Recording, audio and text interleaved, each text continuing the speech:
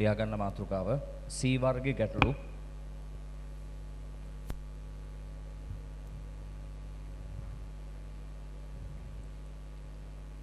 C වර්ගයේ ගැටලු. උදේගේ අරද මේ විස්තරයක් ලියන්න. අසම්භාව්‍ය සම්භාවිතාව සම්බන්ධ අසම්භාව්‍ය සම්භාවිතාව සම්බන්ධ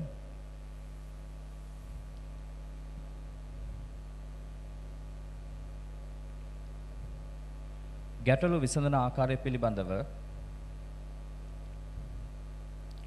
ගැටලු විසඳන ආකාරය පිළිබඳව ගැටලු විසඳන ආකාරය පිළිබඳව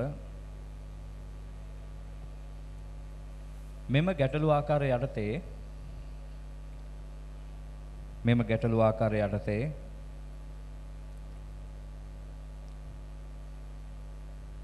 අප විසින් අධ්‍යයනය කරනු ලැබේ. අප විසින් අධ්‍යයනය කරනු ලැබේ.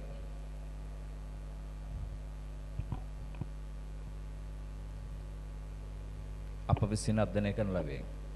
පුතේ මේ බලන්න. මේ හදන පළවෙනි ගාන ටියුට් එකට දාලා නැහැ. ඒ නිසා මේ ගාන ඉස්සෙල්ලාම ලියාගෙන හදලිමු. ඊට පස්සේ අපි ටියුට් එක ගණන් ටිකට යමු. ලියන්න මෙන්න මෙහෙම ගානක්. කැපිටල් A සහ B අනු කැපිටල් A සහ B අනු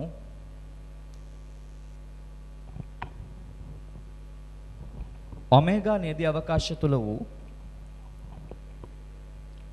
ඔමේගා නේදී අවකාශය තුල වූ සිද්ධි දෙකකි.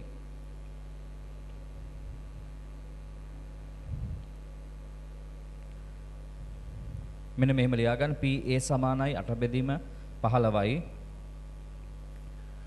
PA ඡේදන B සමානයි 3න් 1යි.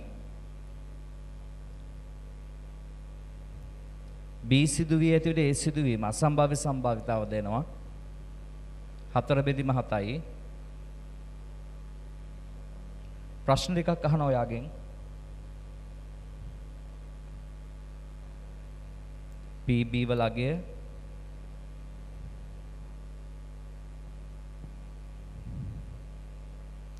මේ ප්‍රශ්න ටික ලියා ගන්න.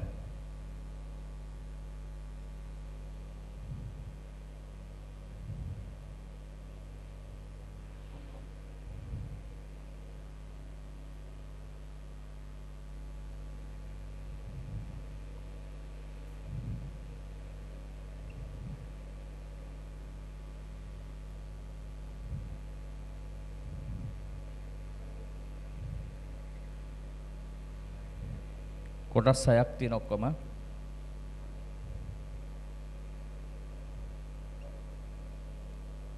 ඔය ටික කොහොම ලියා ගන්න.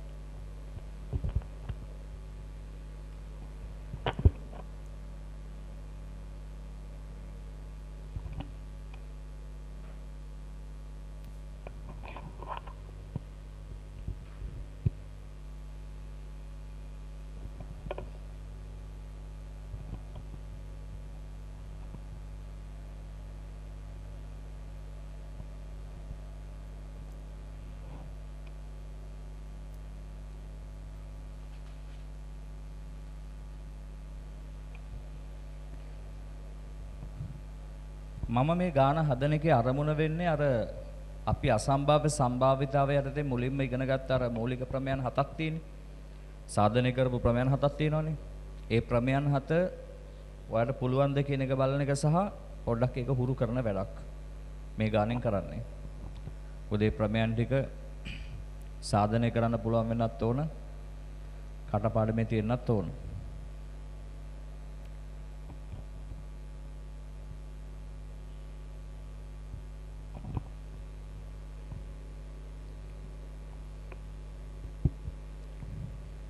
හදමුද බලන්න එනවා. මේ බලන්න. පළවෙනි කොටස. B සිදුවීමේ සම්භාවිතාව අහනවා. ඒතර මම ඔයාලට මතක් කරනවා මෙන්න මෙහෙම.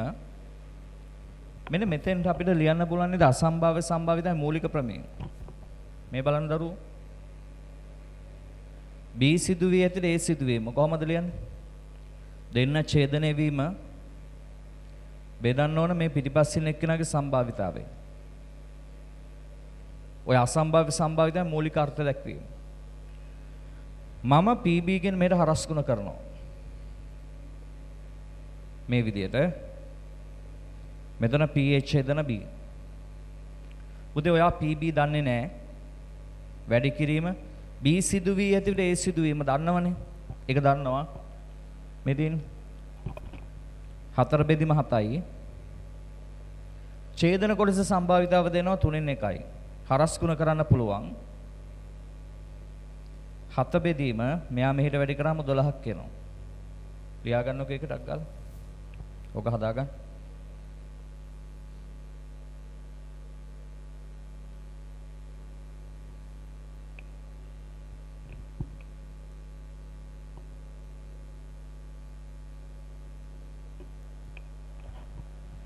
අසම්භාව්‍ය සම්භාවිතා මූලික ප්‍රමේයන් 7 හොඳට මතක තියෙන්න ඕන. සාධනයක් දැනගන්න ඕන.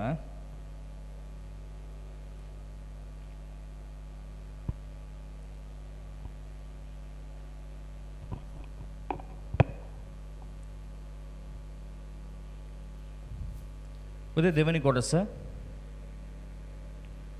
කොටස වාගෙන් අහන්නේ A සිදු වී ඇති විට B සිදු වීමේ අසම්භාව්‍ය සම්භාවිතාව. A සිදු වී ඇති විට B සිදු වීම. මෙහෙම කරමු. අසම්භාව්‍ය සම්භාවිතාව මූලික ප්‍රමේය දාන්න. එතකොට එනවා මේ විදිහට දෙන්න ඡේදනය වීම බෙදන්න ඕන මේ පිටිපස්සින් එක්කෙනාගේ සම්භාවිතාවෙන්. දැන් මොකද කරන්නේ මේ කොටස දන්නවනේ නේද? මේ බලන්නකෝ. ඡේදන කැලල කීයද 3න් 1යි. ඕක බෙදන්න ඕන PA 8 බෙදීම 15යි. 3න් 1 ලීවා බෙදීම වැඩි කිරීම කරා උඩයට මාරු කරන්න පුළුවන් නේ. සුළු කරාම එනවා 5 බෙදීම 8ක්. හදලා බලන්න. ඔන්න දෙවෙනි කොටස.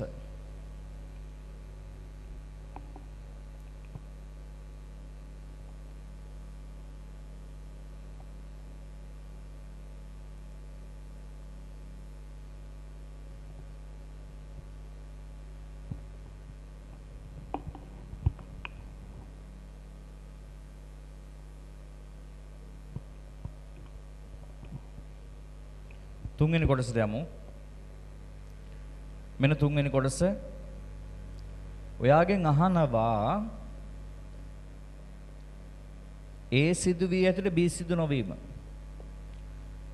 මතක් කරගන්න මෙන්න ප්‍රමේය. මෙහෙම ප්‍රමේයක් තියෙනවා. A සිදු වී ඇති විට B සිදු වීම දන A සිදු වී ඇති විට B සිදු නොවීම කාට සමානයිද? එකට සමානයි. අපි සාධනය කර ප්‍රමේයක්. එතකොට මේ කොටසේ සම්භාවිතාව මෙතන හෙව්වා 5 බෙදීම 8යි.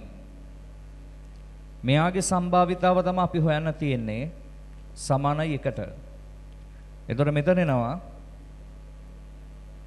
මෙයා වුක්ත කරන්න ගියොත් 1 ඍණ 5 බෙදීම 8ක්. පොදු හරයක් කරන් සුළු කරාම 3 බෙදීම 8යි. මෙන්න බලන්න උත්තරය ආවද කියලා.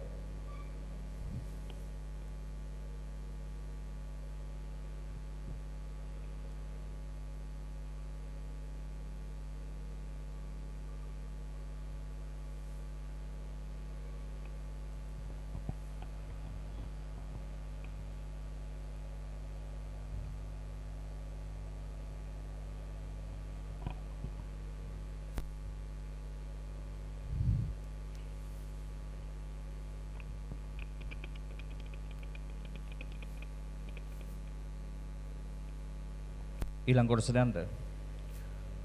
හතරවෙනි කොටසේදී අහන්නේ ඔයාගෙන් B සිදු වී ඇති A සිදු නොවීම. මෙතෙන්ටත් මෙතන තියෙන ප්‍රමේයම දාන්න පුළුවන් නේද? මෙහෙම දාත හැකිනේ.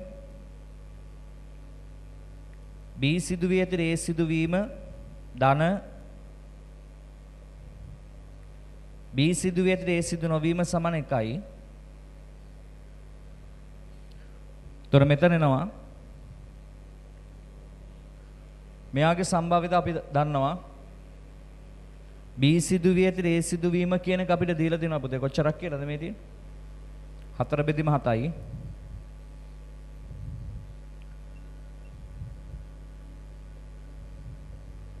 එක. දැන් අපි උක්ත කරමු. 1 ඍණ 4 බෙදීම 7. සුළු කරලා පස්සේ යන 3 බෙදීම 7ක්. 3 බෙදීම 7ක්.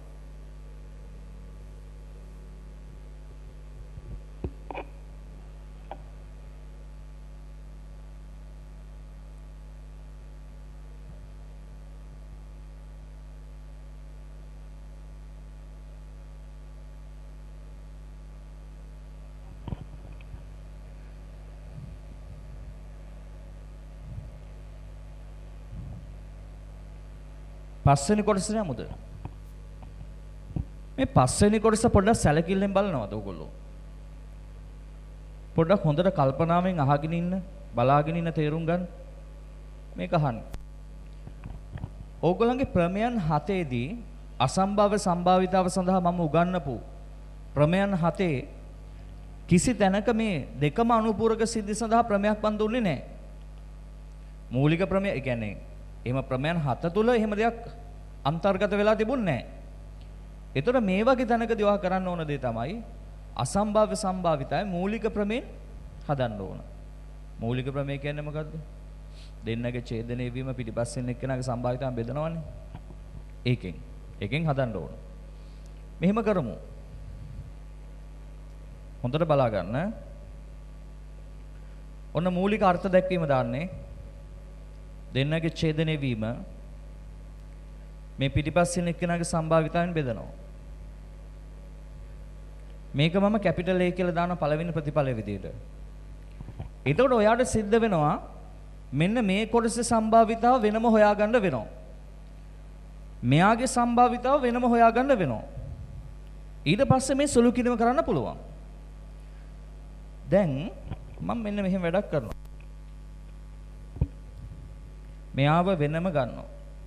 A' ඡේදන B'. පුතේ අනුපූරක සිද්ධි දෙකක් දැක්කහම කවද මතක් වෙන්නේ? මෝගන්ව මතක් වෙන්න ඕන. අනුපූරක සිද්ධි දෙකක් සඳහා මෝගන්ව මතක් වෙන්න ඕන. ඒතර මම ලියනවා මෙහෙම. මතකයිද මෝගන් ලියලා පෙන්නන්න ඕනද? මේ බලන්න මම චුට්ටක් ඕනනම් ලියලා පෙන්නන්න. මේ මෝගන් නියමය අත්‍යවශ්‍ය කාරණාවක්. A' ඡේදන B' ලියත හැකි A මේල B ගේ ඩෑෂ් එක. තව එකක් තියෙනවා. A' මේල B' okay A ඡේදන B ගේ ඩෑෂ් එක. ඔහම ලියන්න පුළුවන් නේ. ඒතර මම මෙතෙන්ට දානවා A මේල B ගේ ඩෑෂ් එක. A' ඡේදන B' කියන්නේ A මේල B ගේ ඩෑෂ් එකනේ. ඊට පස්සේ ඕනම සිද්ධියක් සිදු නොවීම කියන්නේ එක ඍණ එම සිද්ධිය සිදුවීම. එන එක ඍණ එම සිද්ධිය සිදුවීම. ඔයා කියන්න මෙයාව අඳුරනව නේද? A මේල B හොයන්න වෙනම ප්‍රමේයක් අපි ළඟ තියෙනව නේද? අපි ඒක දාමු මෙහෙම. A මේල B කියන්නේ PA ධන PB ඍණ PA ඡේදන B. ඔන්න දැන් ඔයාලට දෙනවා මං චූටි වැඩක්. PA දන්නවනේ. PB දන්නවනේ. ඡේදන වීමේ සම්භාවිතාවයක් දන්නවනේ. මේ ටික ආදේශ කළා මෙතෙන් උත්තරයක් ගන්නකො හදලා ලස්සනට. ඒතර මෙයාගේ උත්තර එනවනේ. මේ ටික හදාගන්න. ඊළඟට මෝගන් නියමේ නැවත අමතක වෙච්ච කට්ටිය මේක සටහන් කරගන්න. එයා නැතුව අපිට සම්භාවිතාව ඉගෙන ගන්න බෑ. ටක් ගාලා මේ ටික ලියන්න. මේ ටික ලියන්න. අගය හදලා ගන්න සුළු කළ හදලා ගන්න.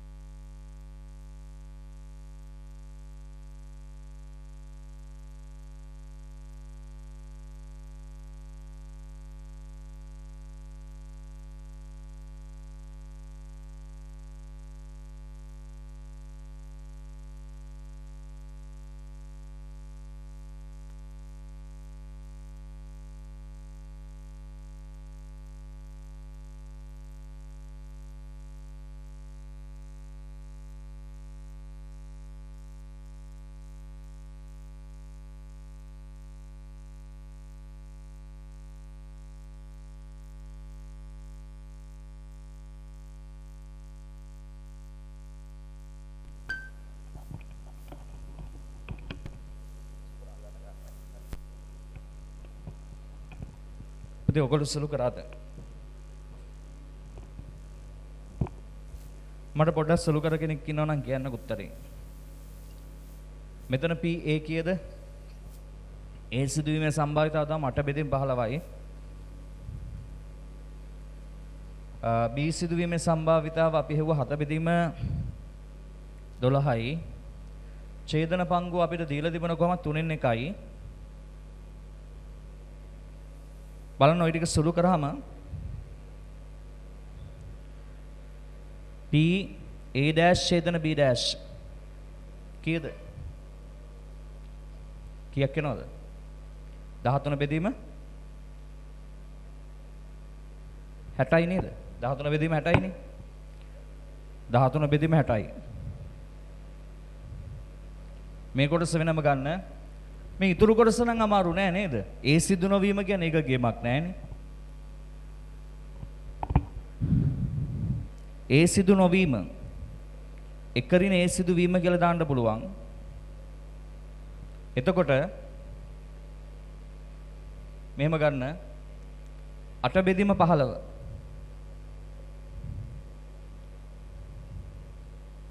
ඔය විදිහට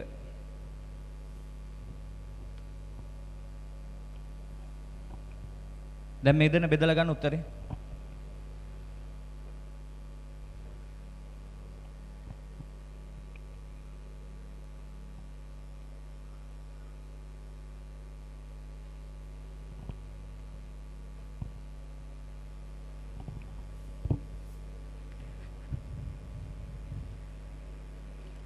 then P B dash යට A dash සමානයි මේ ප්‍රතිඵලයට ආදේශ කරන් ඡේදන කොටස කීයද 13 බෙදීම 60යි බෙදන්න ඕන කාගෙන්ද 7 බෙදීම 15යි 13 බෙදීම 60 වැඩි කිරීම 15 බෙදීම 7 15 සරක් මෙතන 4ක් එනවනේ පුතේ 13 බෙදීම 28ක් ආවාද එන වැඩේ පැහැදිලිනේ අවසාන කොටසේ නම් වඩා නිකම්ම කරන්න පුළුවන් ඔය වගේමනේ මේ බලන්න අවසාන කොටස 6 වෙනි කොටස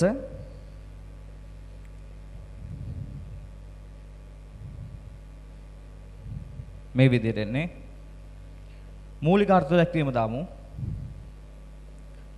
A dash ඡේදන B dash ගේ සම්භාවිතාව බෙදන්න ඕන PB dash වලින්. ඉතින් අපි ඉස්සෙල්ලා හදපු කොටස මෙයා වෙහෙව්වා 13 බෙදීම කීයක් ආවද 60ක් ආවා. 13 බෙදීම 60 ඕක බෙදන්න ඕන PB dash කියන්නේ එකරින PB. ඕක සුළු කළා දාමු දැන්. 13 බෙදීම 60 PB පුතේ PB මාළඟ නැහැනේ පොඩ්ඩක් උත්තරේ කියන්න. BC සිදුවීම සම්බන්ධතාව කීයද? 7 බෙදීම 12යි.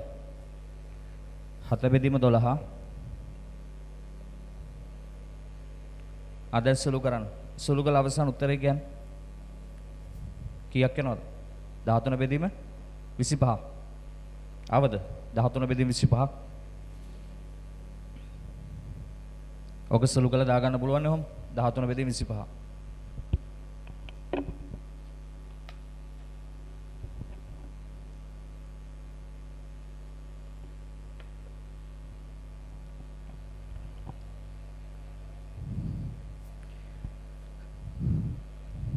ලේලිවරයි නේද? එහෙනම් ඔය උදාහරණ ගානෙන් මම බලාපොරොත්තු වෙන්නේ අර මූලික ප්‍රමයන් ටික මතක් කිරීම සහ ඒ ටික පාවිච්චි කරන විදිය. මොකද A level paper එකේ combined paper එකේ විභාග ගණන් හදනකොට ඔයාලට දකින්න ලැබෙන්න පුළුවන් කේටි ප්‍රශ්න එහෙම මේ විදියට අපිට ලැබෙනවා ලොකු ගණන් වලට මේ කොටස් යොදලා තියෙනවා ඒ නිසා මේව පුළුවන් නම් ලොකු දෙයක් paper එක ඇතුලේ කරගන්න පුළුවන් එහෙනම් මෙතනින් පස්සේ නැවත මම ටියුට් එකේ ගණන් ටික හදන්න පටන් ගන්නවා ඒතර පෙරලා ගන්න ටියුට් එකේ තියෙනවා C වර්ගයේ ගැටලු කියලා C වර්ගයේ ගැටලු පෙරලා ගන්න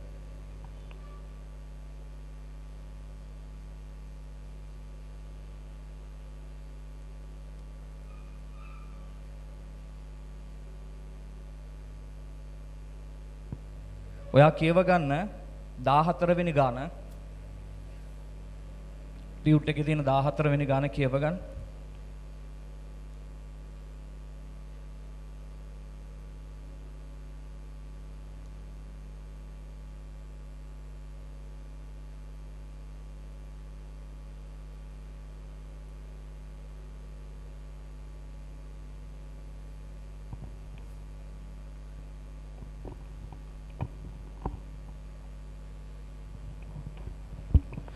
මෙන්න 14 වෙනි ගාන සම්බන්ධ ඔයාට දීලා තියෙන විස්තර ටික.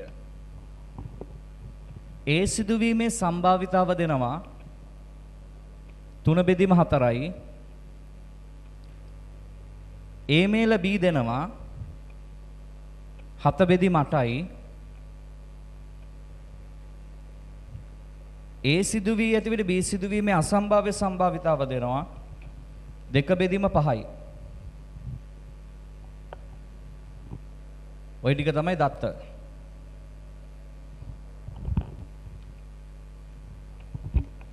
පළවෙනි කොටස B සිදුවීමේ සම්භාවිතාව අහනවා. B සිදුවීමේ සම්භාවිතාව. එහෙනම් අපි දාමු නේද මූලික ප්‍රමේයන් ටික. කොහොමද වැඩේ පටන් ගන්නෙ? මෙන්න මෙයාව ගමුද?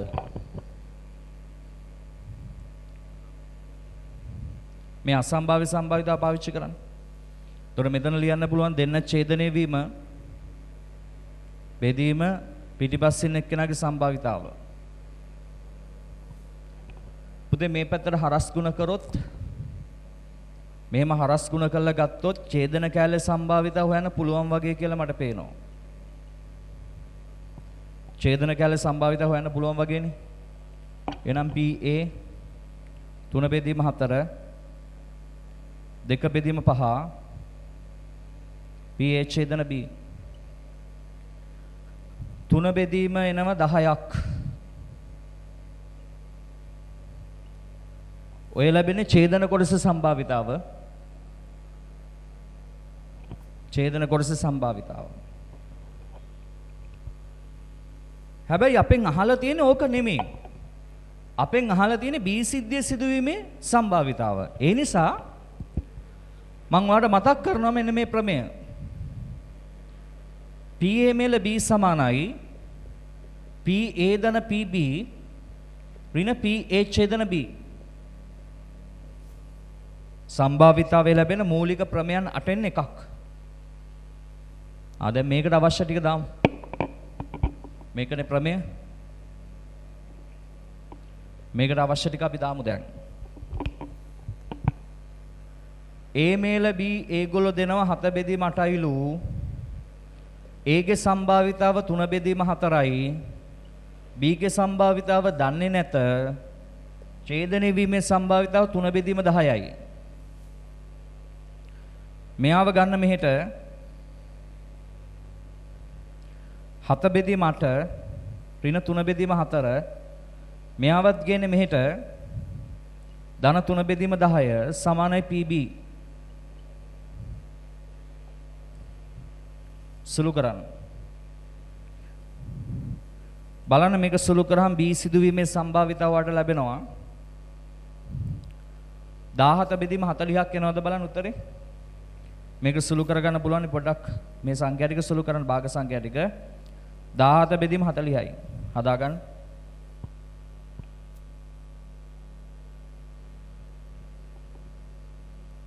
දාහත බෙදීම 40ක් එන්න ඕන.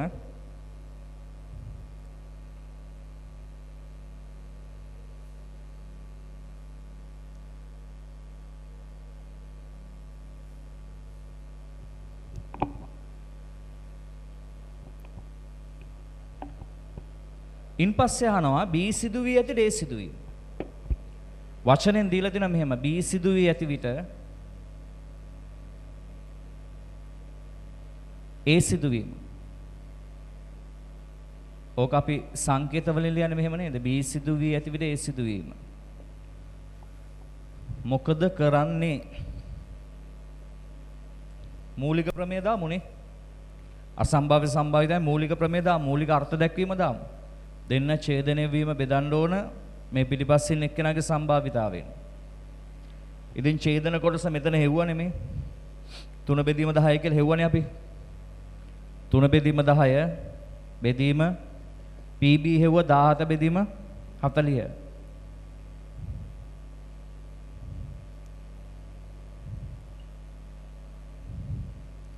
දොළහ බෙදීම 17 හදාගන්න.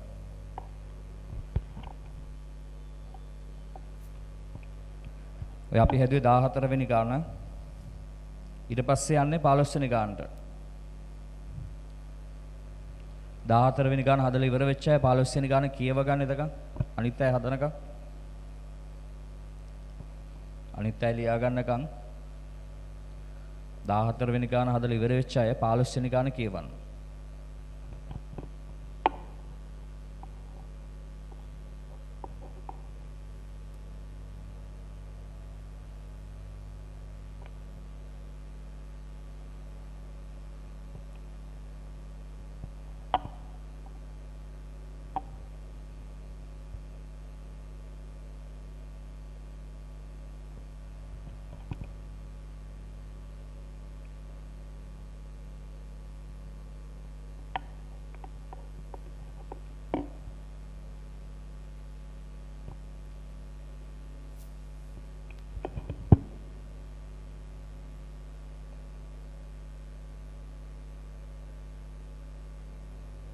උදේ 15 වෙනි ගානේ මෙහෙම විස්තරයක් කියනවා.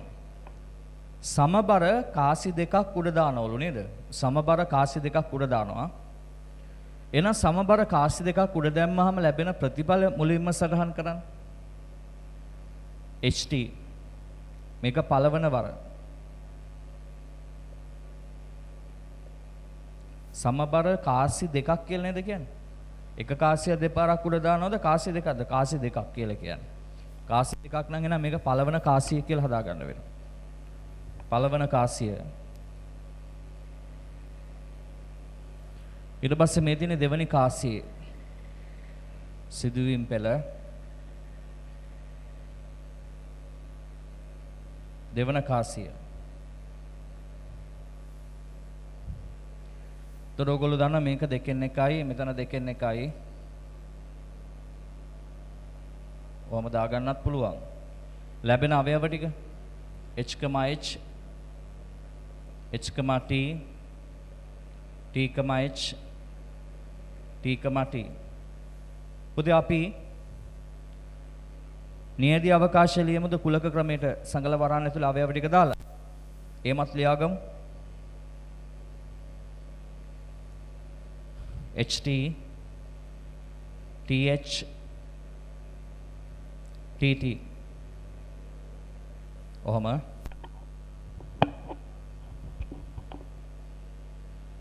බලන්න කාසි දෙකක් උඩ දැම්මහම ලැබෙන සියලු ප්‍රතිඵල තියෙනවා. මේ ප්‍රතිඵල ඇසුරෙන් තමයි වාගෙන් ওই ප්‍රශ්න ටික අහන්නේ. ඉස්සෙල්ලාම නියදී අවකාශය මේ විදිහට හදාගන්නකො. ඊට පස්සේ උත්තර දෙන්න ගියාම අපිට ලේසි.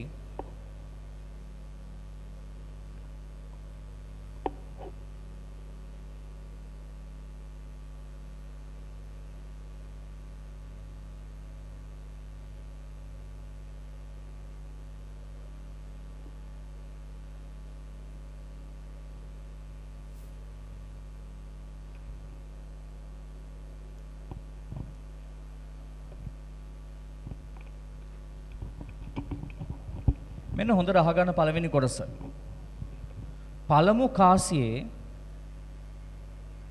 පළමු කාසියේ හිස දක්වයි නම්.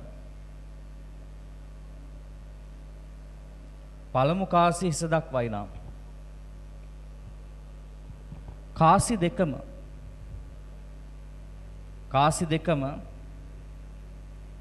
හිස දැක්වීමේ සම්භාවිතාව අහනවා. කාසි දෙකම හිස දැක්වීමේ සම්භාවිතාව. දැන් මේ ප්‍රශ්නේදී ඉස්සෙල්ලාම ඔයා තේරුම් කරගන්න ඕන සම්භාවිතාව ඉගෙන ගන්න දරුවෙක් විදියට මේක මොන જાතියේ ප්‍රශ්නයක්ද කියලා. දැන් සමහර විට දැන් ඔයාලට හිතෙනවා මේ අසම්භාව්‍ය සම්භාවිතාව ගණන්නේ හදන්නේ. ඒ නිසා මේක අසම්භාව්‍ය සම්භාවිතාව ප්‍රශ්නයක් කියලා. එහෙම නෙවෙයි මං කියන්නේ. මං ඔයාලට කියන්නේ විභාගෙදී නිකන් කොහේ හරි තියෙන ප්‍රශ්නයක් කියලා දන්නකො. ඒතර ප්‍රශ්නේ කියවලා අඳුර ගන්න පුළුවන් ඇත්තටම හරියට තියරි දන්නවා නම් මේක අසම්භාව්‍ය සම්භාවිතයන් හදන්න ඕන එකක්ද නැද්ද කියලා. කොතනින්ද අපි අල්ලගන්න වචනේ තියෙන්නේ? මම එදත් කිව්වා. කොතනින්ද? සිද්ධි කිහිපයක් ඇති. ඒ සිද්ධි දෙක සෙට් වෙන විශේෂ වචනයක් තියෙනවා. මේ බලන්න. නම් සිදු වී ඇති විට මම ඔයාගේ නෝට් එකට දුන්නා තියරි නෝට් එකට. අසම්භාව්‍ය සම්භාවිතාව බව හඳුනා ගන්න සිංහල වචන. නම් සිදු වී ඇති විට. ඒ නිසා මම මෙන්න මෙතන මේ නම් කියන වචන නිසා අල්ලගන්න මේක අසම්භාව්‍ය සම්භාවිතාව. ඒතකොට එයාගේ දෙපැත්තේ තියෙන සිද්ධි දෙක. පළමු කාසි හිස දැක්වීම මේක x කියලා දානවා. කාසි දෙකේම හිස දැක්වීම y කියලා දානවා. දැක්කද වැඩි? සිද්ධි දෙක අල්ලගන්න එහෙම. ඒතර ඔයාගෙන් අහන්නේ x සිද්ධ වෙලා තියෙනවා නම් මේ x සිද්ධ වෙලා තියෙනවා නම් y සිදුවීම. ලියන්නේ මෙහෙමනේ. ලියන්නේ මේ විදිහට. x සිද්ධ වෙලා තියෙනවා නම් y සිදුවීම. උත්තර තේරුම් අරගන්න හදිස්සි වෙන්න එපා ලියා ගන්න. අවබෝධ කරගන්න ඉස්සෙල්ලා. ඒතොර මෙතෙන්ට දාන්න පුළුවන් දැන් මේකේ සම්භාවිතාව. දැන් ඔයා මගෙන් අහනවා. හරි සර් සිද්ධි දෙකත් ලකුණු කරගත්තා. අසම්භාව්‍ය සම්භාවිතාව කියලා අපි අඳුරගත්තා. දැන් කොහොමද හොයන්නේ උත්තරේ ගන්නෙ කොහොමද කියලා. ඒතොර මම ඔයාට කියන්නේ ඔයා මේකට මූලික අර්ථ දැක්වීම ලියන්න. එතකොට ඔයගොල්ලෝ ලියනවනේ මෙහෙම. x ඡේදන y කියලා දානවා. පිටිපස්සින් එක්කෙනාගේ සම්භාවිතාව බෙදනවා px. ඔහම. එතකොට මේ ප්‍රතිඵලය මම කැපිටල් A කියලා දාලා ඔහම නවත්තන ඕක. දැන් ඔන්න ඔයාට තව ප්‍රශ්නයක් එනවා. දැන් මගෙන් අහන ඔයා සර් x ඡේදන y හොයන්නේ කොහොමද? අපිට ඒක තේරෙන්නේ නැහැ. එතකොට මම කියන්නේ මොකක්ද දන්නවද? මේ px ඡේදන y කියන එක සිංහල වචන වලට පරිවර්තනය කරන්න. විභාගෙදී එහෙම හිර වෙන තැනක් ආවොත් මේ ගාන නම් ටක් ගාලා හදා ගන්නත් පුළුවන් වෙයි ඔයාට. නමුත් මම මේවට උගන්වන්නේ විභාගෙදී හිර වෙන තැන් වලට ගොඩ යන ක්‍රමේ. දැන් මේක ලිව්වා කියමුකෝ. ඒතර ඔයා මගෙන් අහයි සර් මේකේ සම්භාවිත හොයන්නේ කොහොමද? ඒතර මම කියන්නේ මෙන්න මේ උපක්‍රමය පාවිච්චි කරන්න. ඕගලන්ට තියෙන්නේ මේ px ඡේදන y කියන එක වෙනම අරගෙන මේකේ සිංහල තේරුම කියන්න. කියන්න සිංහල තේරුම. x කියන්නේ කවුද? පළමු කාසි හිස දැක්වීම. පළමු කාසියේ හිස දැක්වීම. හිස ලැබීම. හිස ලැබීමනේ හිස ලැබීම.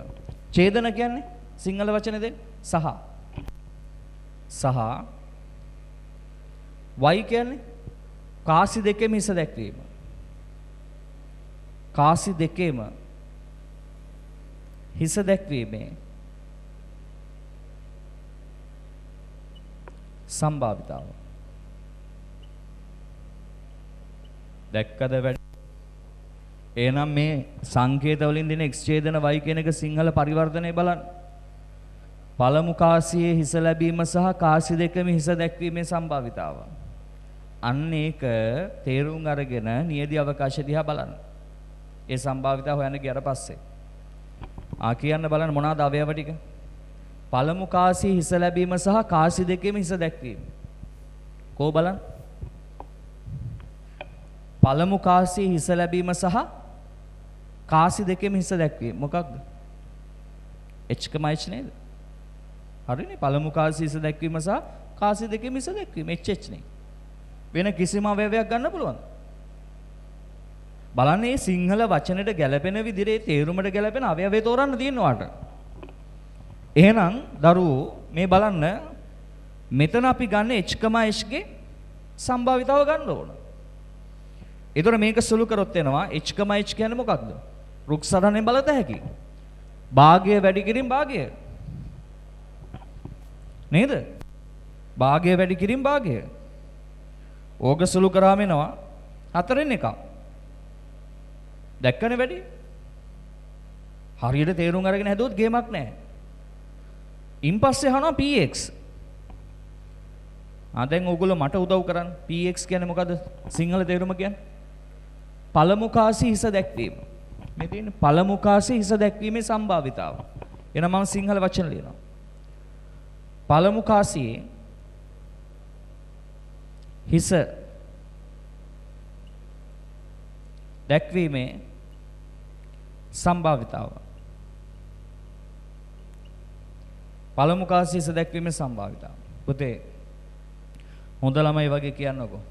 පළමු කාසියේ හිස දැක්වීම කිව්වහම ගන්න පුළුවන් ඒවා. මේක දිහා බලන්න. නියදී අවකාශය. පළමු කාසියේ හිස දැක්වීම. මොකද කියන්නේ? මේක ගත හැකිද අන්තිමකෙන් බලමු. මේක පුළුවන්ද? බෑ. මේක පුළුවන්ද? බෑ. මෙයාව ගත හැකිද? පුළුවන්. පළමු කාසියේ හිස දැක්වීම තියෙනවනේ. ගත්තා. මේක පුළුවන්ද?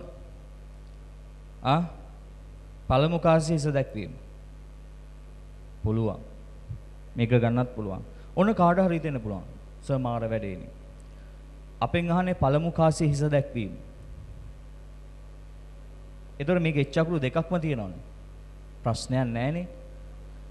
පළමු කාසියේ පමණක් හිස දැක්වීම කිව්වනම් මේක ගන්න බෑ. පළමු කාසියේ පමණක් හිස දැක්වීම කිව්වනම් එහෙනම් මේක ගන්න බෑ. පළමු කාසියේ හිස දැක්වීම කිව්වහම පළමු කාසියේ හිස වැටෙන්න ඕන දෙවනි කාසියේ මොකක් වැටුණත් අපිට කමක් නැහැ. හිස වැටෙන්නත් පුළුවන් මේ වගේ නොවැටෙන්නත් පුළුවන්. අන්න ඒ වගේ තැන් වලින් බේරෙන්නේ එහෙම. ඒක නිර්වුල්ව තේරුම් කරගන්න ඕන. එහෙනම් මේ බලන්න මෙතෙන්ට අපි දාමු අවයව ටික. අපිට ගත හැකි h, h මෙයාගේ සම්භාවිතයට එකතු කරන්න වෙනව කාවද? ht. ඉතින් ඕගොල්ලෝ දන්නවනේ මේ එක කොටසක් කියන 4න් 1යි නේද? 4න් 1යි මෙතන එනවා 4න් 1ක්. ඒතර අපි ඒක සුළු කරමු. px සමානයි 4න් 1 ධන 4න් 1 දෙක බෙදීම 4යි. ඔහොම තියමුකෝ. කැපිටල් A ප්‍රතිඵලයට දාන්න. කැපිටල් A ට අනුව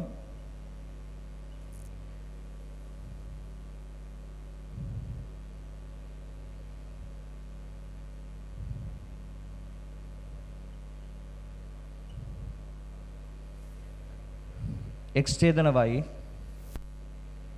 ඡේදන y අපි ගත්තා මෙතන ගිහලා 4න් 1යි බෙදීම px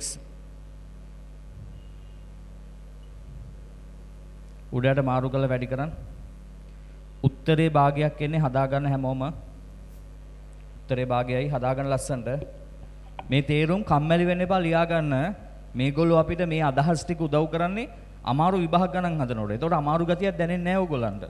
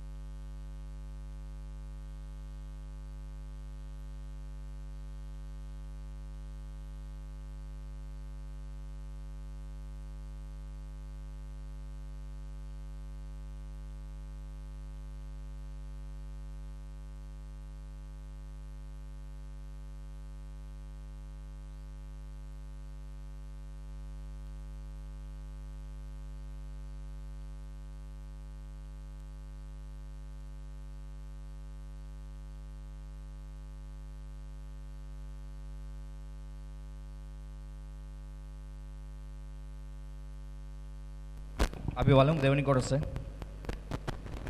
දෙවෙනි කොටස හදමු දෙන්න. මම මේ ටික අයින් කරන්නම්.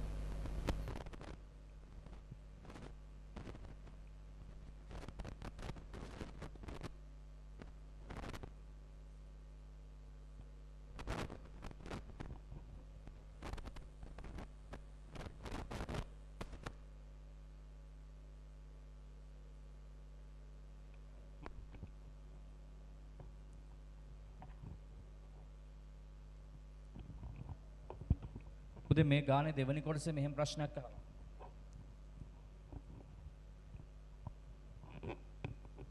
අඩු ගණනේ එක්කාසියක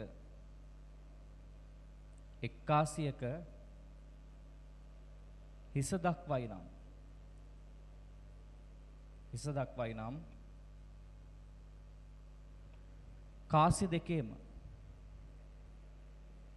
කාසි දෙකේම හිස දැක්වීමේ සම්භාවිතාව අහනවා.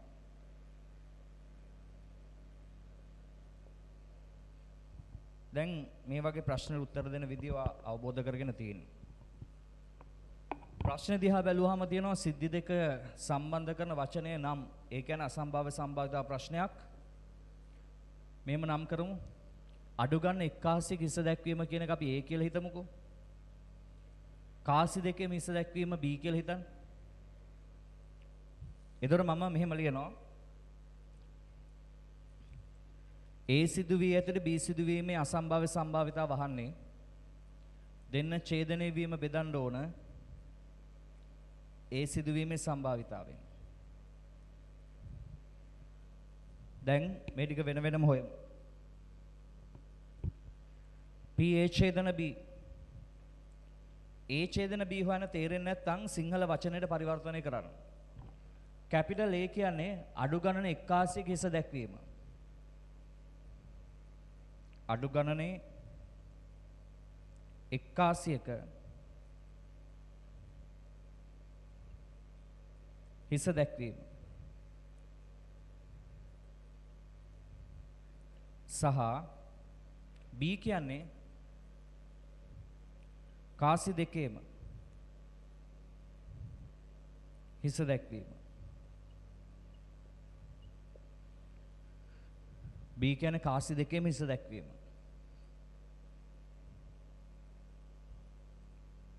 පුතේ ඔකේ සම්භාවිතාව හොයමු එහෙනම්. බලන්න අවයව ටික. අඩු ගණන එක්කාසියක හිස දැක්වීම සහ කාසි දෙකේම හිස දැක්වීම. මොකක්ද ඒ?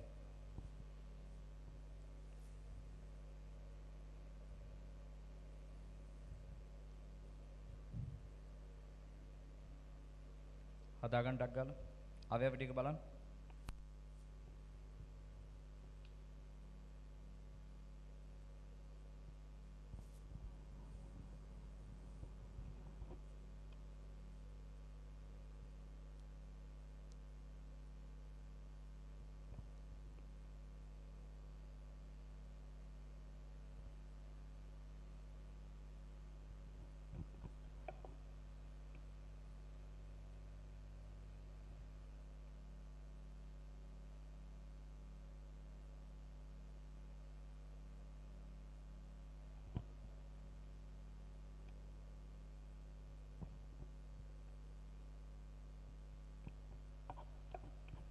හෙව්වද අඩු ගන්න එක්කාසියක හිස දැක්වීම සහ කාසි දෙකේම හිස දැක්වීම කියන්නේ මොකද්ද? මේක නේද? පළවෙනි එක නේ. PHH ගන්න පුළුවන්. එතකොට ඒක හතරවෙනි එකයි නෙන්නේ.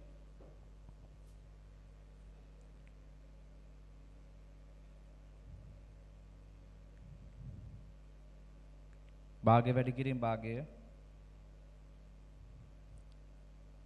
හතරවෙනි එකයි. ඊට පස්සේ අහනවා PA A සිදුවීම A කියලා කියන්නේ මොකක්ද? අඩු ගන්න එක්කාසියක හිස දැක්වීමේ සම්භාවිතාව.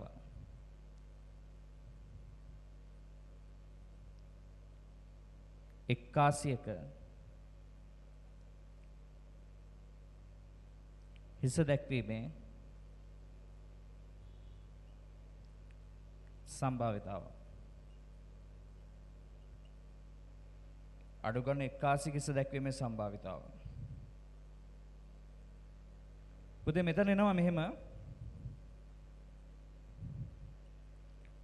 PA සමානයි අඩු ගන්න එක කාසිය කිස දැක්වීම මේක ගන්න පුළුවන්ද? පුළුවන් නේද? ඇයි HH කියන ගොඩක් හොඳයිනේ කාසිය දෙක. මේක පුළුවන් නේද HT? TH එයත් පුළුවන්නේ. හැබැයි TT ගන්න බෑ. අඩු ගන්න එක කාසියක හරි ඉස්ස දක්වන්න ඕනනේ. ඒතකොට ඒක ගන්න බෑනේ අපිට. නේද? ඒ නිසා මෙන්න මේගොල්ලන්ගේ සම්භාවිතා ටික එකතු කරලා අපි හදා ගන්න ඕන ලස්සනට වැඩි.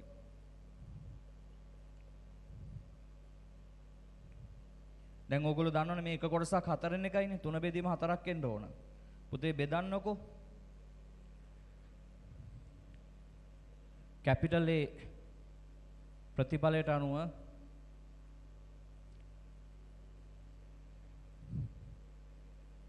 මෙන්න මෙයාට උත්තරයක් වෙනවා මේ මෙහෙම 4න් එක බෙදීම 3 බෙදීම 4යි. හදපු අය බලන්න පුතේ 3න් එකක් ආවද කියලා 3න් එකක් එන්න ඕන. හදලා ඉවර වෙච්ච අය ටක් ගාලා යන්න 16 වෙනි ගානට 16 වෙනි ගානට යන්න. අනිත් අය බෝඩ් එකේ තියෙන එක ලියා ගන්න.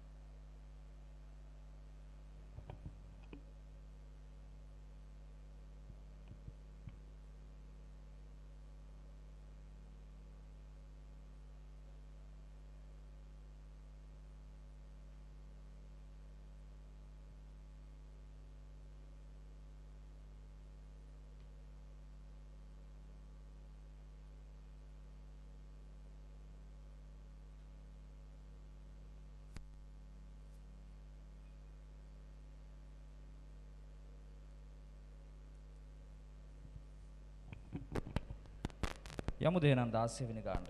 මේ බලන්න.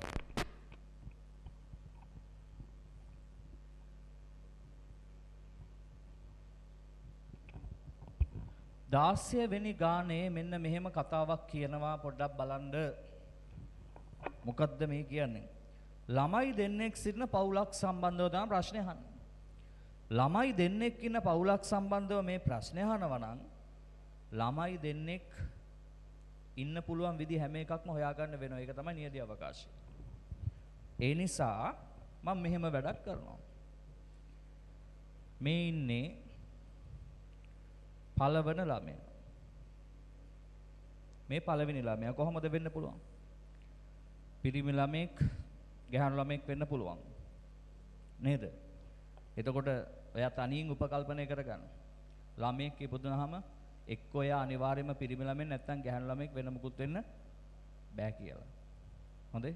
නැත්නම් වට හිතෙන්න පුළුවන් කාට හරි සැරටම හිතන කෙනෙක් තුනෙන් එකක් වෙන්න බැරිද සර්? මේක අයියෝ දෙකෙන් එක දාලා හදන්න කියලා. එහෙම නරක විදිහට හිතන්න එපා. හොඳේ? එතකොට ඔක දෙකෙන් එකයි කියලා ගන්නවා. මෙන්න දෙවන ළමයා ඉපදීම.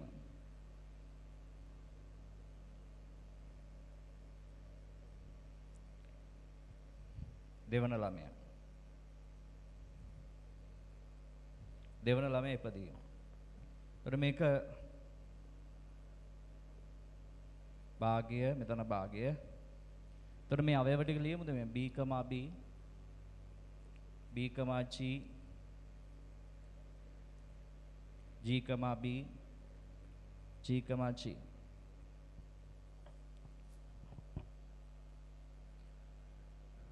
පුතේ නියදී අවකාශයත් මම දැන් මෙහෙම කුලක වලින් ලියලා පෙන්වන දවයව ටික.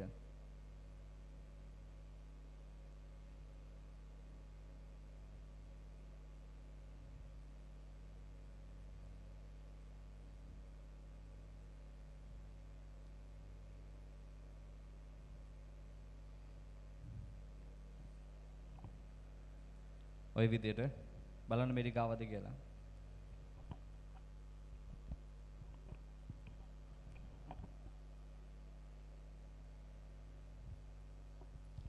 ඔම හදාගන්න.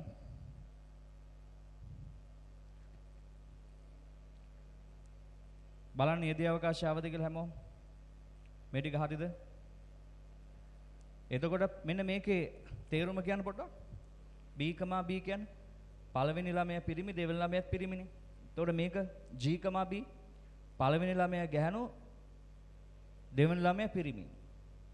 එතකොට පළවෙනි ළමයා කියන්නේ වැඩිමහල් ළමයා. ඊට පස්සේ බාලයෙක් කෙනා තමයි මේ තියෙන්නේ. ඒ පිළිවෙල අපි සලකන්නේ. එතකොට G, B. ඔය G, B කියන්නේ පුතේ එහෙම ලෙඩකුත් තියෙනවා. G, B කියලා දන්නේ නැද්ද ඔයගොල්ලෝ? GB කියලා ලෙඩක් තියෙනවා. කොරෝනා වලට වඩා දරුණු ලෙඩක්. අහලා නැද්ද? රසික අයියට එහෙම එක දරුණුවට තියෙනවා පුතේ. ගෑණිට බය. හොඳේ. YouTube දැන් අර පන්තිය වගේ ආතල් දෙන්න බෑ. එහෙම වුණොත් එහෙම මේ වීඩියෝ ටික අන්තර්ජාලයට දාන්න බැරි වෙනවා.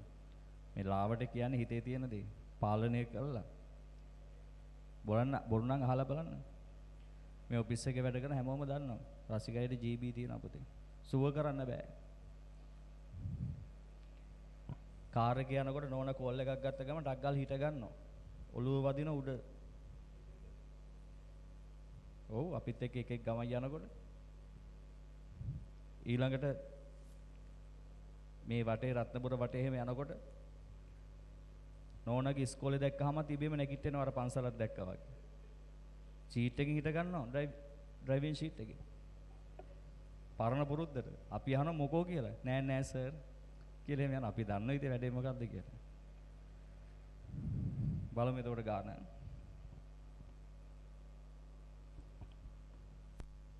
මේ බලන්න.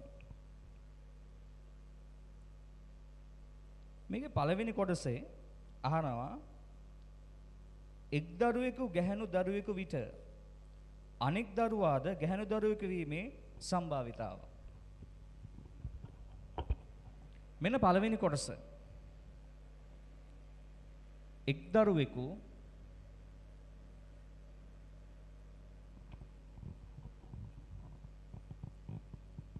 ගැහැණු දරුවෙකු විට ගැහැණු දරුවෙකු විට අනෙක් දරුවාද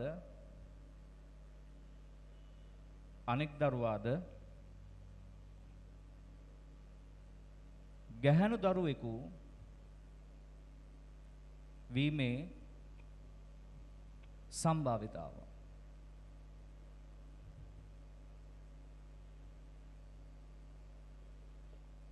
දැන් මේ ප්‍රශ්න දිහා බැලුවම ඔයාලට දැනෙන්න ඕන මේක අසම්භාව්‍ය සම්භාවිතාව කියලා. කොකද වචනේ? මේක අසම්භාව්‍ය සම්භාවිතාව කියලා ඔයා අල්ලගන්න වචනේ මොකද්ද? මේ විට කියලා තියෙනවා. මෙන්න සිද්ධි දෙක දැක්කද වැඩේ? ඒතර මෙයාව මම දාන්නද x කියලා? මේක දාන්නද y කියලා? ඒතර මොකද්ද ඔයාගෙන් අහන්නේ? x සිද්ධ වෙලා තියෙනකොට y සිදුවීම නේද අහන්නේ? එතකොට මේක අපි ලියමු x ඡේදන y බෙදීම px. ඔහොමම සිංහල වචනයට පරිවර්තනය කරමුද? x ඡේදන y කියන්නේ මොකද්ද? එක් දරුවෙකු ගැහැණු. එක් දරුවෙකු ගැහැණු සහ අනෙක් දරුවා ගැහැණු වීමේ සම්භාවිතාව. ඕක බෙදන්න ඕන කාගෙන්ද? ඕක බෙදන්න ඕන කාගෙන්ද? px වලින්. කවුද px කියන්නේ? එක් දරුවෙකු ගැහැණු වීමේ සම්භාවිතාව. එක් දරුවෙකු ගැහැණු වීමේ සම්භාවිතාව. ඔහොම නෙන්නේ. ඉතින් මේ ටික වෙන වෙනම හොයමු. මෙන්න x ඡේදන y දැන් තේරුම දන්නවා. එක් දරුවෙකු ගැහණු සහ අනිත් දරුවත් ගැහණු කෝකද? එක් දරුවෙකු ගැහණු සහ අනිත් දරුවත් ගැහණු මේක නේද? GG නේ. හතරෙන් එකයි නේ නේද? හතරෙන් එකයි. px හොයමු px එක් දරුවෙකු ගැහණු. අහගන්න හොඳ ළමයි වගේ මේක පුළුවන් නේද? g අකුරු එකක් තියෙන්නේ. එක් දරුවෙකු ගැහණු කහ මේක පුළුවන්. මේකත් පුළුවන්. ඔන්න දැන් ආයිත් ප්‍රශ්නයක් එනවා. මේක ගන්නවද නැද්ද? එක් දරුවෙකු ගැහණු කිව්වහම එක් දරුවෙකු පමණක් ගැහණු නෙමෙයි නේද? එතකොට දෙවනි ළමයා කවුරුණත් ප්‍රශ්නයක් නැහැ නේ අපිට. එක් දරුවෙකු ගැහණු කිව්වහම නේ මේක ගත හැකි. ඒතර මෙතන එනවා b, g, b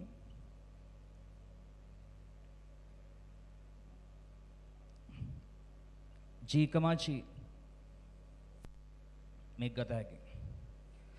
ତොර මේක හතරෙන් එක ඒ වගේ තුනක් වෙනවා පුතේ. තුන බෙදීම හතරයි. ඔන්න දැන් ඔයාලට පුළුවන් දාලා බෙදා ගන්න ගන්න නේද? බෙදලා ගන්න වැඩේ කියන්නේ. මොකද වෙන්නේ මෙතෙන්ට? මේක හතරෙන් එක මේක තුන බෙදීම හතර. සුළු කරන්න.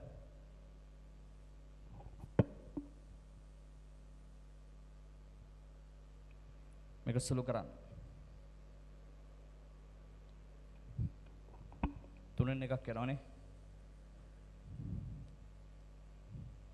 ඕන් ඕමයි හදන්නේ.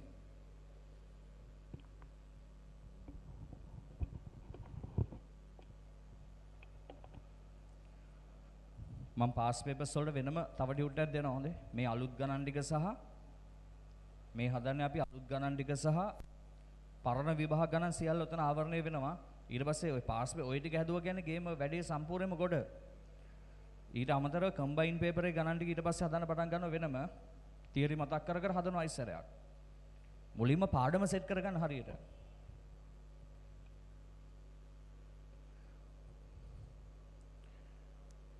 ඒක අවසාන කොටස අහමුද? මොකද වෙන්නේ ඒකට?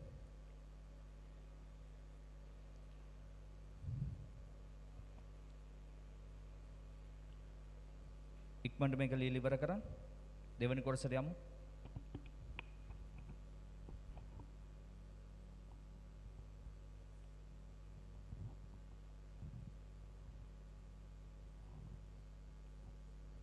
මේ ටික අයින් කරනවා එහෙනම් ඔන්න මම දෙවෙනි කොටසට යනවා.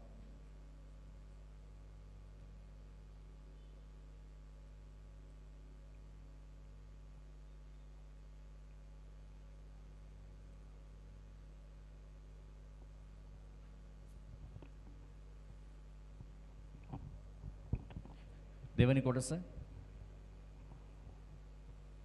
වැඩිමහල් දරුවා පිරිමි දරුවෙකු නම් වැඩිමහල් දරුවා පිරිමි දරුවෙකු නම් දරුවන් දෙදෙනාම පිරිමි වීමේ සම්භාවිතාව.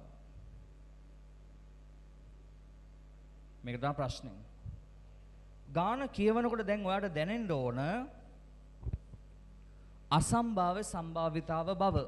මේ තියෙන නම් මෙන්න සිදුවීම කැපිටල් A කියලා හිතන්න. දරුවන් දෙදෙනා පිරිමි වීම B සිදුවීම. එහෙනම් දැන් ඕගොල්ලෝ හොඳටම ක්‍රමේ දන්නවා. මේකන හොයන්න තියෙන්නේ නේද? A සිදුවී ඇතුලේ B සිදුවීම. දෙන්නගේ ඡේදනය අරගෙන බෙදන්න ඕන ඒකේ සම්භාවිතාවයෙන්. සිංහල වචන වලට දාමු. වැඩිමහල් දරුවා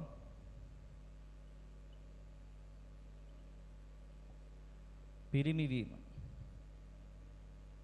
සහ B කියලා කියන්නේ දරුවන් දෙදෙනාම පිරිමි වීමේ සම්භාවිතාව.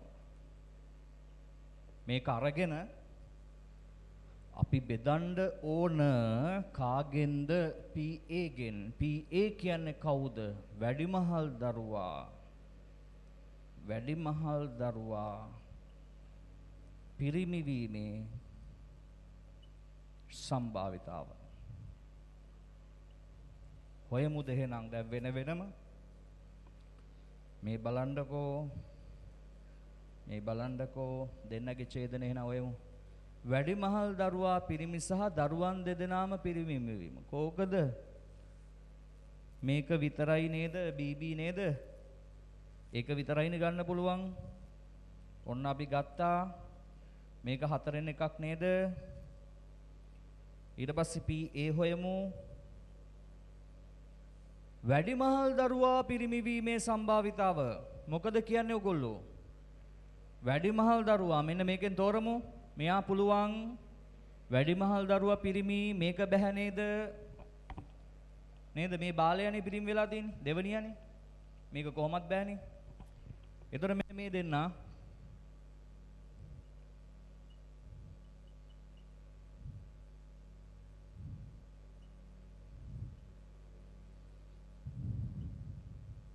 මේක 2යි 2 බෙදීම 4යි.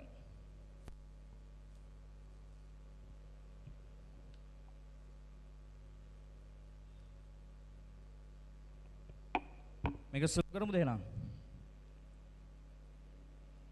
මෙන්න සුළු කරාම 4න් 1 දාන්න උඩට 2 බෙදීම 4ට ඔහම දාලා උත්තරේ 2න් එකක් ආවාද? ආව නේද? එහෙනම් ඔන්න 16 වෙනි ගානත් 18 වෙනි ගානේ දත්ත ටික මුලින්ම සටහන් කරන්නම්. මුළු පිරිස 100යි. මුළු පිරිස 100යිනේ. එන්නවා මේක. නියදී අවකාශය අවයව. දුම්බොන පිරිස දෙනවා. දුම්බොන අය කැපිටල් A කියලා නම් කරොත් දුම්බොන පිරිස දීලා තියෙනවා. 48යි. කන්නාඩි පළඳින අය.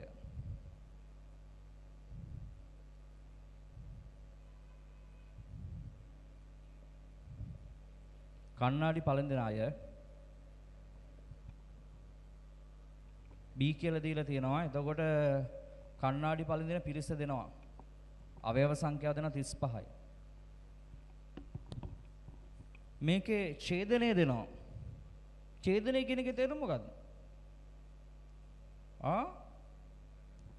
දුම්බොන අය සහ කන්නාඩි පළඳින අය. දුම්බොන අය සහ කන්නාඩි පළඳින අය දෙකම කරන කට්ටිය කීයක් ඉන්නවා කියනවද? 15ක් ඉන්නවලු. ඔහොම. හැබැයි දැන් මේගොල්ලන්ගේ සම්භාවිත හදද හැකි නේද? ඒ සිදුවීමේ සම්භාවිතාව කියන්නේ ඕගොල්ලෝ දන්නවා. ඒගේ අවයව සංඛ්‍යාව බෙදන්න ඕන නියදී අවකාශ අවයව සංඛ්‍යාවෙන්. එතකොට 48 බෙදීම 100ක් එන්නේ. එහෙම නේද?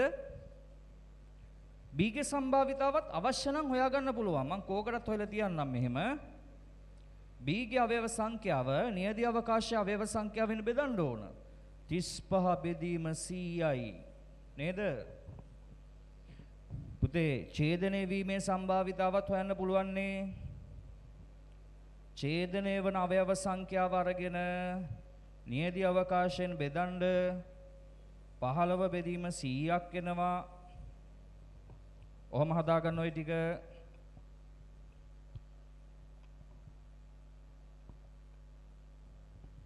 ඔය තියෙන දත්ත ටික මම ගන්න පෙළ ගස්සලා සම්භාවිතා ටිකකුත් හදාගත්තා. මෙන්න ලස්සන ප්‍රශ්නයක් අහනවා. කන්නාඩි පළඳින කට්ටිය ගැන මේ ප්‍රශ්නේ අහන්නේ. මෙන්න මෙහෙම ප්‍රශ්නයක් අහනවා. කන්නාඩි පළඳින බව දන්නා විට දුම්බොන අයෙකු වීමේ සම්භාවිතාව දැක්කද වැඩි? දැන් මේ බලන්න. සම්භාවිතා ප්‍රශ්නේ මොන જાතියද? සිද්ධි දෙක එකතු කරන වචනේ මොකද? විට නේද? මේ තියෙන්නේ මේ දන්නා විට මේ ගැල්ලනේ.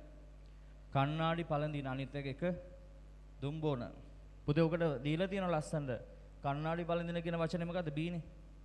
ඒකට බී අකුර දාන්න ඕන අපිට කැමතිව ගන්න බෑ මේකේ දීලා තියෙන අර්ථ දැක්වීම ටික නේද? ඒතකොට ඒගොල්ලෝ කියන විදිහට අපි වැඩේ කරන්න දැනගන්න ඕන. මේකේ එහෙනම් මෙහෙම කරමු. මේ වැඩේ කරන්නේ මෙහෙම. බී සිදුවී ඇතිට ඒ සිදුවීම අහන්නේ. දෙන්න ඡේදනය වීම බෙදන්න ඕන. බීගේ සම්භාවිතාවෙන් ගේමක් නැහැ ඔක්කොම හොයලා තියෙන්නේ. ඡේදනය වීම කොච්චරද? 15 බෙදීම 100යි PB 35 බෙදීම 100. 15 බෙදීම 35යි. 5 වරක් 3යි 5 වරක් 7යි. හදාගන්න. ඊට පස්සේ තව ලස්සන ප්‍රශ්නයක් තියෙනවා. ප්‍රශ්නාංක 19ට යන්න ඕගොල්ලෝ. හදලා ඉවර වෙච්ච අය ප්‍රශ්නාංක 19ට වේගෙන් යන්න.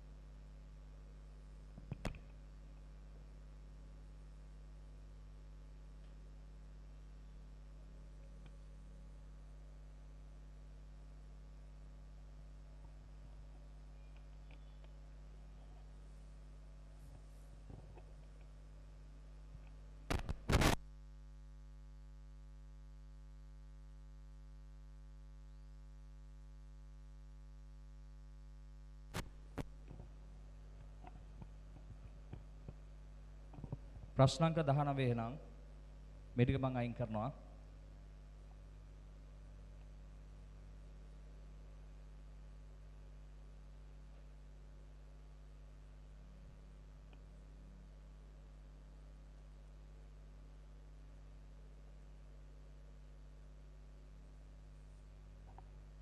මේ බලන්න. ලොකු විස්තරයක් දෙනවා. මේ වගේ ලොකු විස්තර දෙන ගණන් ආවහම ඕගොල්ලෝ අර මාර කලබලයක් ඇති වෙනවා හිතට ABC කියලා සිද්ධි නම් කරන්න ගිහිල්ලා. මං කිව්වා එහෙම වෙන්න එපා. මම මේක මේ වගේ ගණන් ලියන තාක්ෂණයක් වල වෙනම කියා දුන්න ශිල්පීය ක්‍රමයක්. කලබල වෙන්න එපා. දීලා තියෙන දත්ත ටික පෙළගස්සන්න. මෙන්න මම ගාන මෙහෙම කියවන්න. මලල ක්‍රීඩා තරඟයකදී මීටර 110 කඩළු පැනීමේ හා 200 මීටර කෙටි දුර දිවීමේ තරඟ දෙකකට ක්‍රීඩිකාවක් තරඟ වදිනු ලැබේ. මීටර 110 කඩළු පැනීමේ තරඟයයි මීටර 200 කෙටි දුර දිවීම. එකම ක්‍රීඩිකාව තරඟ දෙකකට මුහුණ දෙනවා. අතීත දක්ෂතාවලට අනුව ඇයට කඩළු පැනීමේ තරඟයකින් ජය ගැනීමේ සම්භාවිතාව 0.6යි. පුතේ පළවෙනි දත්තය මම මෙහෙම මේ ටික පෙළගස්සනවා. කඩළු පැනීමේ තරඟයකින් ජය ගැනීමේ සම්භාවිතාව කීයද? 0.6යිලු. කෙටි දුර ධාවන තරඟයකදී ජය ගැනීමේ සම්භාවිතාව 0.8යි. කෙටි දුර දිනීමේ සම්භාවිතාව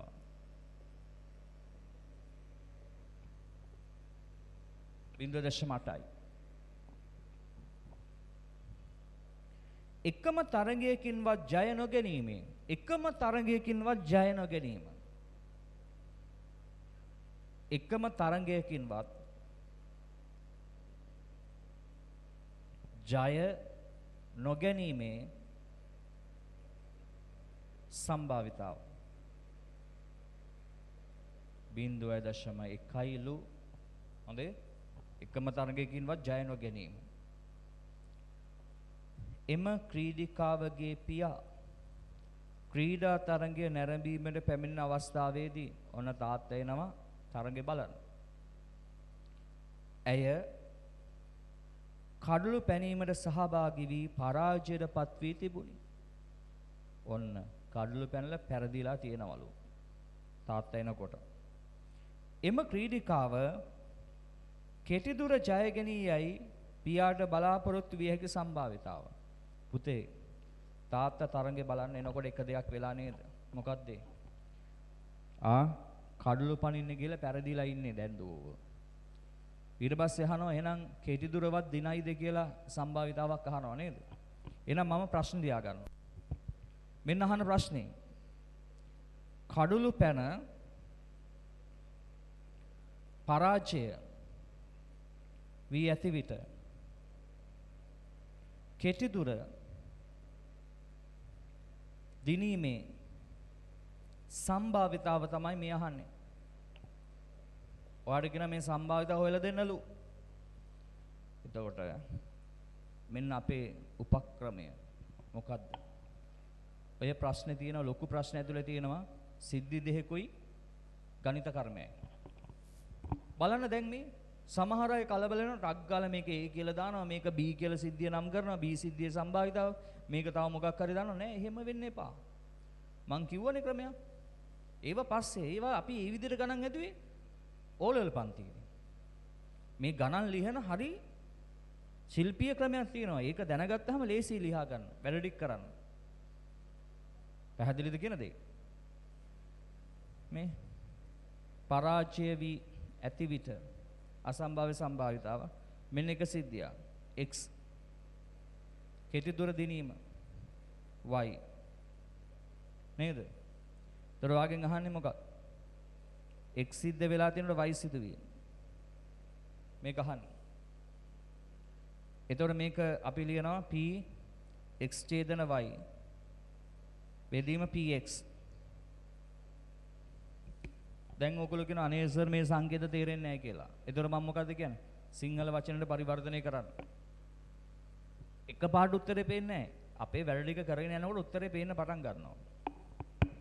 x ඡේදන y නේ හොයන්න ඕනේ. ඒතකොට සිංහල වචනට යමුකෝ. අපිට ඒක තේරෙන්නේ නැති හින්දා අපිට වදින්නේ නැහනේ. සිංහල වචන වලට යමු. x කියන්නේ කවුද? කඩළු පැන. කඩළු පැන පරාජය වීම. ඡේදන ලකුණ කියන්නේ සහ.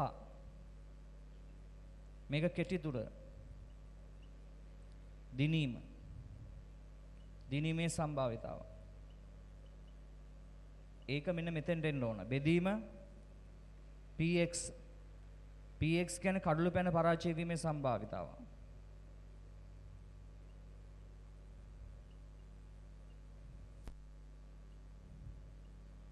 සම්භාවිතාව. කොහොම දාන්න ඕන. දැන් මේ ටික ගන්න ඕන. මේ ටිකට උත්තර ගන්න තමයි මේ දත්ත තුනක් දෙන්නේ. ඒතර මේව නම් කරන්න මම කලබල වුණේ නැහැ. දැන් තමයි මම ඒක හරියට නම් කරගන්නේ.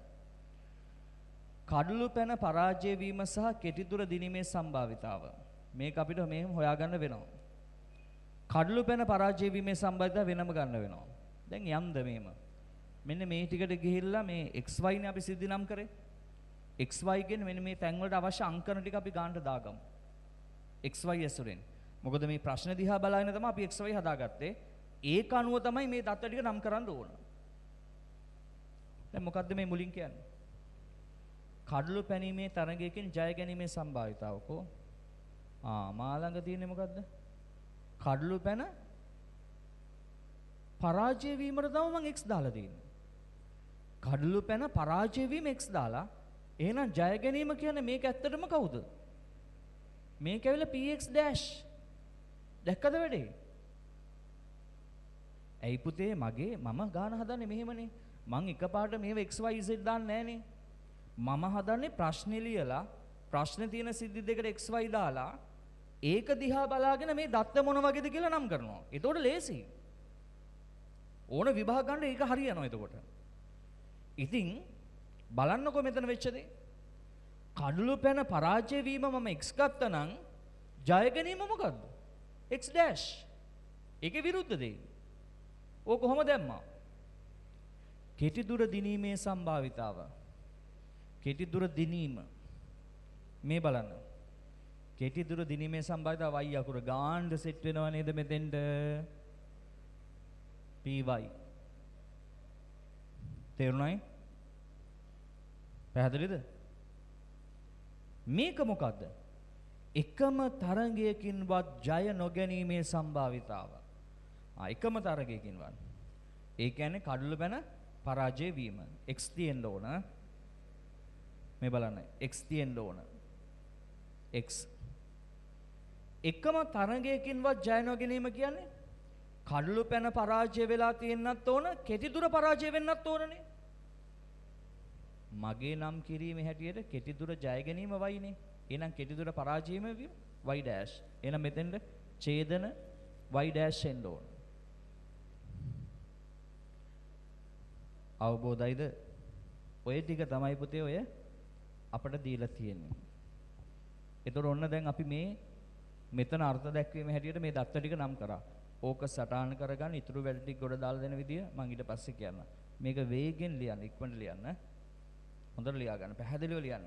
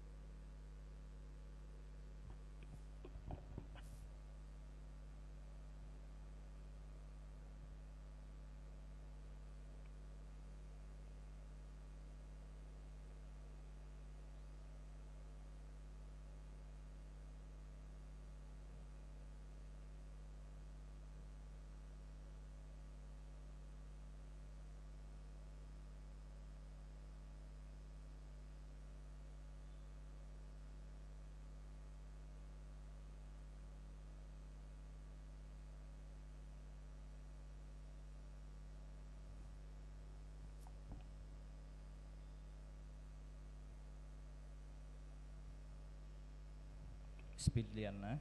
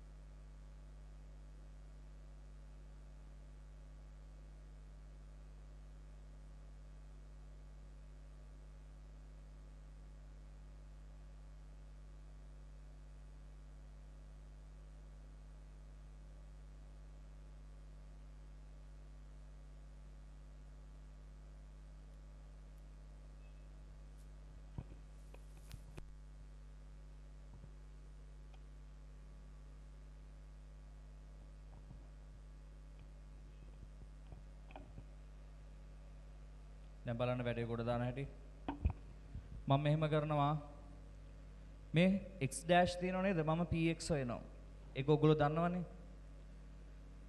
x කියන සිද්ධියේ සිදුවීම ධන x සිදු නොවීම සමානයි කීයද? 1යිනේ. ඊතර px දන්නේ නැහනේ. dash එක දන්නවනේ 0.6. එහෙනම් px එනවා කීයද? 0.4ක් එනවනේ. ඔය විදියට ඔන්න පුතේ px එවුවා මේ. දැක්කද? දැන් x ඡේදන y. ඒතර මම මෙහෙම ලියන්නේ. ඔයා බලන්න මෙතන x ඡේදන y dash තියෙනවා. මෙන්න මෙතෙන්ට දාන්න පුළුවන් සාපේක්ෂ අනුපූරක ප්‍රමේය. මේ බලන්න දරුවෝ. x ඡේදන y ලියත x ඡේදන y dash ලියත හැකි px ඍණ px ඡේදන y. ඉතින් මේකේ සම්භාවිතය 0.1යි. මෙයාගේ සම්භාවිතය 0.4යි. x ඡේදන y dash දන්නේ නැහැ. උක්ත කරගන්න. px ඡේදන y dash සමානයි 0.3යි කියලා එනවා. ඉතින් පුළුවන් ඉතින් මේ දෙන්න බෙදලා දාන්න දෙන්නේ දැන් ලස්සනට නේද? වැරදුනා මෙතන. x ඡේදන y නේද? වැරදුනා එතන. දැන් හරිනේ. මේම කරමු එතකොට. මේකට උත්තර එනවා 0.3ක් උඩට දාලා 0.4ක් මෙතෙන්ට දාන උත්තරේ 3 බෙදීම 4යි